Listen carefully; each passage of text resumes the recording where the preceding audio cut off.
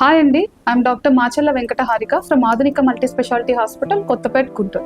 నేను ENT surgeon అండి. ఈరోజు మన హాస్పిటల్లో చెవి ముక్కు గొంతుకు సంబంధించిన ఫెసిలిటీస్ ఏమున్నాయి, దాని యొక్క మేనేజ్మెంట్ ట్రీట్మెంట్స్ ఏమున్నాయి అనేది మనకి క్లియర్గా ఎక్స్ప్లెయిన్ చేయడం జరుగుతుంది. ఇప్పుడు మనకి చెవితో రకరకాల కంప్లైంట్స్తో మనకి పేషెంట్స్ వస్తుంటారు. ఒకటి ముఖ్యంగా చెవి నొప్పి రకరకాల కారణాల వల్ల వస్తుందండి. ఒకటి కన్నబేరు రంధ్రం ఉండడం వల్ల, ఇంకొకటి చెవులు ఫారెన్ బాడీ అంటాం, అంటే ఏదో ఒక వస్తువు పెట్టుకొని మన దగ్గరికి వస్తూ ఉంటారు. కన్నబేరు రంధ్రంలోంచి చీమ్ కారడం, చిన్నప్పటి నుంచి చాలా మందికి చీమ్ కారుతూనే ఉంటుంది. దాన్ని అలా నెగ్లెక్ట్ చేసేస్తూ ఉంటారు. దానివల్ల ఏమవుతుంది అంటే వినికిడి లోపం అనేది జరుగుతూ ఉంటుంది. సో వినికిడి లోపం పెద్దవాళ్ళలో కూడా చూస్తాము. కేవలం కన్నబేరు రంధ్రం వల్లనే కాదు, మనకు నరాలు బలహీనపడినా కూడా వినికిడి లోపం ఉంటుంది. ఇదే కూడా నెగ్లెక్ట్ చేస్తూ ఉంటారు.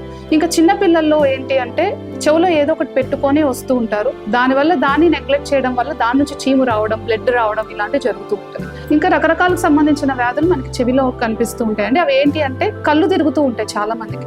కళ్ళు అనేది మనకి బ్రెయిన్ ఒక వల్ల సమస్య, లేకపోతే నెక్ ప్రాబ్లం వల్లనే కాదు, మనకి చెవి ప్రాబ్లం ఉన్నా కూడా కళ్ళు తిరగడం అనేది సమస్య ఉంటుంది. దాంతోపాటు వినికిడి మోత రావడం, అంటే ఏదో శబ్దం లాంటిది డిస్టర్బ్ చేస్తూ ఉంటుంది చాలా మంది.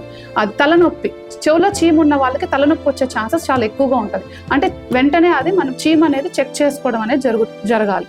ఇంకొకటి ముక్కుకు సంబంధించిన సమస్యలు. ముక్కుకి అంటే మనకు మోస్ట్ కామన్లీ మనం ఏం చూస్తామంటే ఊపిరాడకపోవడం అనేది చూస్తూ ఉంటాం. ఊపిరాడకపోవడం అనేది రకరకాల కారణాల వల్ల ఉంటుందంటే, మళ్ళీ ఒకటి ముక్కు దూలం వంకర. 100% మందిలో 90% మందికి మనకు ముక్కు దూలం వంకర ఉంటే అందులో కొంతమందికి మాత్రమే సిమ్టమ్స్ ఉంటాయి. అది ముక్కు దూలం అనేది డాక్టర్ దగ్గరికి వస్తే మేము దూలం వంకర వల్ల ముక్కు ఊపిరాడడం లేదా, లేకపోతే మనకి కండరాలు వాపు వల్ల ముక్కు ఊపిరాడడం లేదా, లేకపోతే పాలిప్స్ అని రకరకాలు ఉంటాయండి. ఇంకేదైనా చెడు మాంసం పెరగడం వల్ల కూడా ముక్కు ఊపిరాడకపోవడం ఇలాంటివి జరుగుతూ ఉంటాయి. ఇంకోటి ముక్కులోంచి రక్తం రావడం. ముక్కులోంచి రక్తం అనేది చిన్నపిల్లల్లో చూస్తాము, పెద్దవాళ్ళలో చూస్తాము. పెద్దవాళ్ళలో ముఖ్యంగా బీపీ ఉన్న వాళ్ళు, కంపల్సరీగా హై బీపీ ఉన్న వాళ్ళు ముక్కు రక్తం రావడం అనేది కామన్గా చూస్తూ ఉంటాం.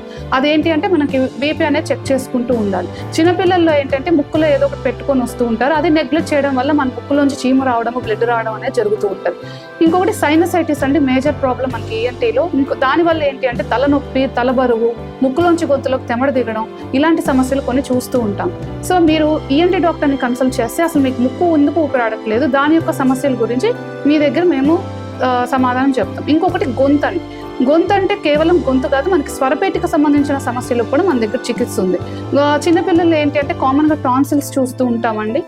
ఇంకోటి పెద్దవాళ్ళలో కూడా చూస్తూ ఉంటాం. మన దగ్గర మన రీసెంట్ టెక్నాలజీ ద్వారా మనం టాన్సిల్స్ తీయడం లాంటివి ఇక్కడ జరుగుతూ ఉన్నాయి. ఇంకోటి మనకి చెవికి సంబంధించిన సర్జరీస్ మైక్రోస్కోప్తో, ఎండోస్కోప్తో చేయడం జరుగుతుంది. ముక్కు అన్ని సర్జరీస్ మనకి ఎండోస్కోప్తో రీసెంట్ అడ్వాన్సెస్తో చేస్తుంది.